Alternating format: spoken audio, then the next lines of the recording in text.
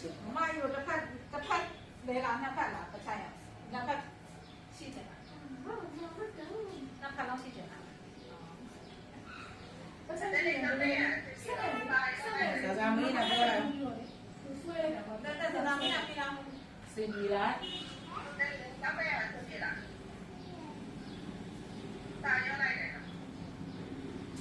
လူကြီးကောင်းတဲ့ပတ်သက်ချွမ်းမရှိတယ်သိချမေး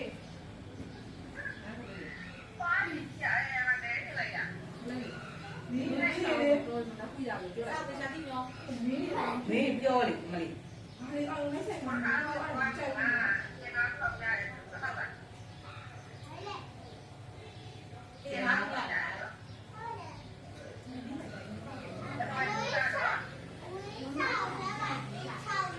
အေး6လုံးကျေမဟုတ်ဘူးအေး